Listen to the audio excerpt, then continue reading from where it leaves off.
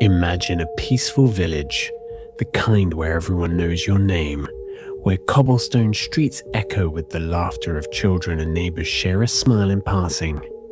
It's a place where nothing extraordinary ever happens, or so it seems.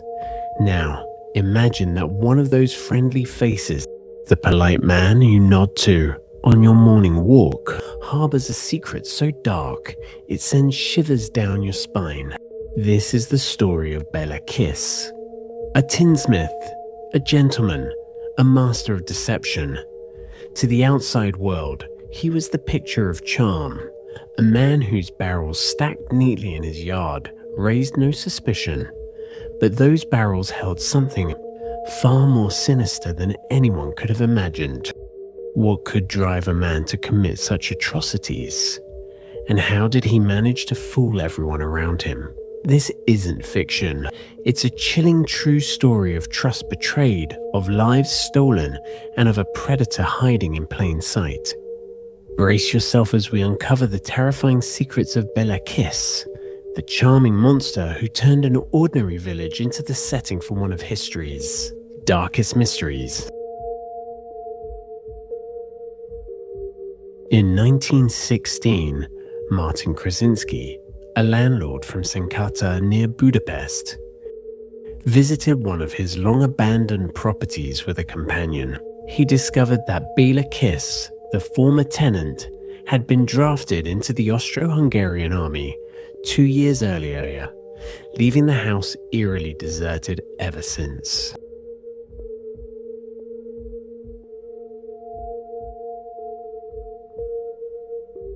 When Martin entered the property with a neighbor, they found several metal barrels filled with chemicals. Intrigued, Martin decided to investigate further. Climbing atop the barrels, he attempted to pry open one of the lids, only to find it had been sealed with lead. With the help of an axe handed to him by the neighbor, Martin began chopping away at the seal. The moment the lid loosened, a putrid stench filled the room. The unmistakable odor of methanol mixed with decay. Undeterred, Martin continued opening the drum. He uncovered the well-preserved body of a woman, her long brown hair still intact. Beside her was a length of rope, evidence of the grim method used to end her life. Horrified, Martin moved to another barrel, opening it just enough to glimpse blonde hair before dropping the axe and rushing to call the police. What followed was an investigation that would uncover one of history's most prolific and enigmatic killer.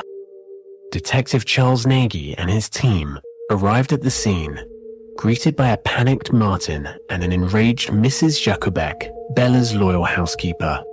Despite her protest, the police began their search, discovering a total of 24 bodies, each preserved in methanol. Some reports suggested the number could have been as high as 30. Among the victims were 23 women and 1 man, all killed by strangulation and bearing puncture wounds on their necks. Even more disturbing, the victims appeared to have been drained of their blood, fueling rumors that Bela practiced vampirism. Neighbors painted a perplexing picture of Bela Kiss. Born in 1877 in Austria-Hungary, Bela was known as a charming and intelligent tinsmith. Handsome, with bright blue eyes and well-groomed blonde hair, he was considered one of Budapest's most eligible bachelors. As the investigation deepened, Detective Nagy's suspicions turned to Mrs. Jakubek. She had worked for Bela for over a decade and seemed unnerved by the growing police presence. During her interrogation, she insisted on Bela's kindness and generosity, recounting how he once nursed a neighbor's injured dog back to health. However, she admitted that Bela frequently entertained women at his home, none of whom she was ever introduced to. The discovery of a locked room in the house added another layer to the mystery. When Mrs. Jakubek handed over the key,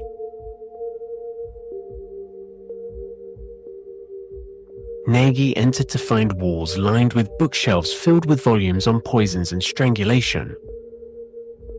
At the center of the room was a desk containing 74 packets of letters from women responding to Bela's matrimonial ads. These letters revealed a calculated pattern.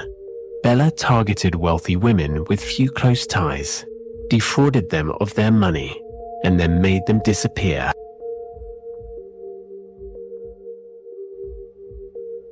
Bela's trail extended back to 1903, with some victims identified through personal belongings and correspondence.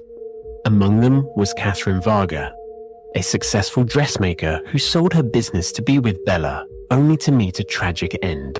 Another victim, Julian Paszek, had sued Bela for fraud but vanished before her court date. Margaret Toth's mother provided another heartbreaking account, detailing how Bela manipulated her daughter before killing her and sending a fabricated letter to explain her disappearance. Despite these grim revelations, finding Bela proved elusive. The Austro-Hungarian army, overwhelmed by World War I, struggled to locate him. Rumors swirled. Some claimed he had died of typhoid in a Serbian hospital, while others reported he had escaped by placing a corpse in his hospital bed. Sightings of Bela spanned continents. In 1919, he was reportedly seen in Budapest. A year later, a soldier named Hoffman, an alias Bela had used, was identified in the French Foreign Legion, but vanished before police could reach him. In the 1930s, Bela was allegedly spotted in New York City by Detective Henry Oswald, known for his photographic memory, but he slipped away into the bustling crowd. The final sighting came in 1936 when a janitor fitting Bela's description fled his apartment before authorities arrived. And so, Bela Kiss vanishes into the fog of history, leaving behind a legacy of terror that defies explanation. His meticulously crafted double life, a charming tinsmith by day, a remorseless predator by night, has cemented his place as one of Hungary's darkest enigmas. Where did he go? How many lives were truly shattered by his monstrous deeds? The answers remain lost, buried with a man whose name still chills the bones of those who dare to speak it. This is not just history, it's a haunting reminder of the evil that can lurk behind the most innocent of masks.